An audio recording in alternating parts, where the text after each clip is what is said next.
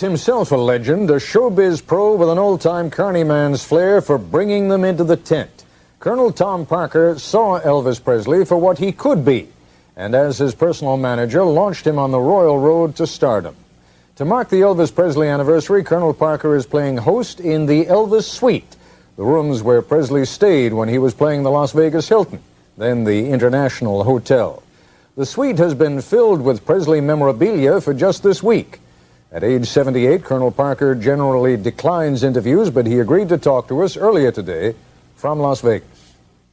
It is generally conceded, Colonel Parker, and to those who don't know it, let's tell them right now that Elvis's success was part Elvis, part Colonel Parker. Which part was yours? Because that was the less visible part. I think mine was the least part. But explain it to me. What was it? What did you do for him to help bring him to the public's attention? I did all the promotion, the outdoor advertising, and he did the show on the stage, and the fans made it possible. You could promote all you want to, but if the people don't want to buy a ticket, it doesn't help. So I did my part, Elvis did his show, and we were lucky. Great talent, and we had a great show and a lot of fun. Now, let me ask you something. In this day and age, in the 1980s, it would be unthinkable that a star of Elvis Presley's magnitude would not end up on the Johnny Carson show, on the Merv Griffin show, on half the talk shows around the country. You deliberately kept him back a little bit from that kind of exposure. Why did you do that? Well, I like to correct you. I kept him back, but I didn't do it deliberately. I found out some of my friends, they had artists, they put them on all the shows, talk shows for free, and they had a hard time getting a job after that. So you thought it was just that it was bad promotion, even though it got someone very well known, that it ultimately didn't work out for the best? Well, I felt it was good for us not to go on, although all these fellas were good friends of mine. But when you go on these shows, most of the time they book people when they're big stars, so they don't hurt them too much. But we were starting out, and it wouldn't have helped us any, which has proven because we did all right without him. Yeah, you did terrific without him. You've got critics, you know that. You have them. Even Elvis has critics. Your critics say that you held him back, that he could have been much more of an actor, for example, than he ultimately, was given a chance to be. Well, because you put him in those kind of, beach bikini, jailhouse rock type movies. Well, if whoever said that, that's fine. They can say what they want to. If I was them, if they know so much, they ought to go into management business. Well, you tell me about it. I mean, was he perfectly content? I mean, was it a matter of his knowing his own level, knowing his own limitations, or was it just Well, I didn't know what he knew all of it, but he knew that he could do whatever he wanted to, and nobody told Elvis Presley what to do, because he was a very strong person, and we had a great relationship. But I took care of mine, he took care of his, and he didn't let anybody tell him what to do. Could he have been a really great actor? Could he have become a fine dramatic actor, do you think? Did he have that kind of ability? You know, Ted, you're right, but one time at one studio, we had a great producer, the late Jerry Walt. You remember him? Sure do. And he came to us with a script. And he told Elvis that if we did this picture, he would be practically assured of an Academy Award. But they could not pay us the money that we wanted because the script was so expensive.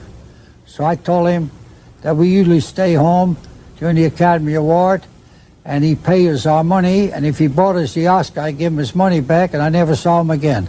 Okay, now what about the songs? I am told that he could sit there and listen to a stack of demos, and 2, 3, 4, 5, 7 would go by, and then he'd say, "That's the one, I want that one," and that he had kind of an unerring instinct for what was good and right for him, musically.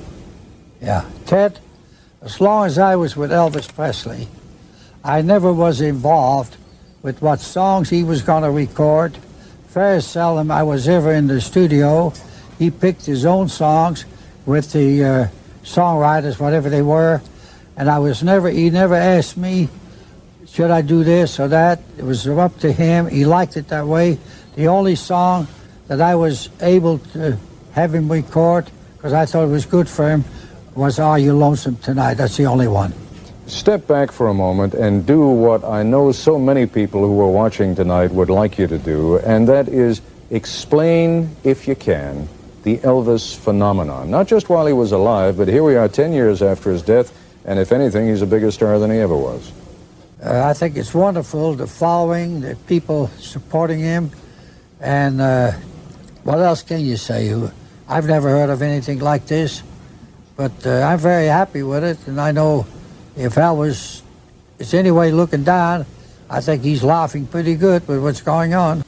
I don't think I can explain it, Ted. It's been 10 years since Elvis passed away. When he passed away, I was on tour. I had to stay behind, close out all the tours. But I've been for 10 years doing nothing except consulting work and working on keeping Elvis's name in the limelight with the fans because they're devoted. I've talked to over 1,000 in the last 4 days here.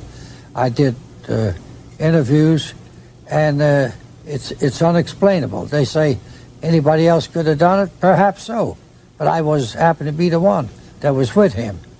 He did his part, I did mine, and there is no answer for that. When all is said and done now, was he happy with his career? Was he satisfied with his career, or was there any emptiness left?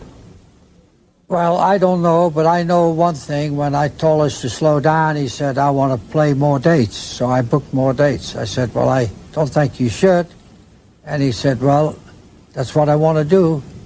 And I quit for a while, and he was very unhappy, so we started all over again. Colonel Parker, thanks very much. Thank you. That's our report for tonight. I'm Ted Koppel in Washington. For all of us here at ABC News, good night.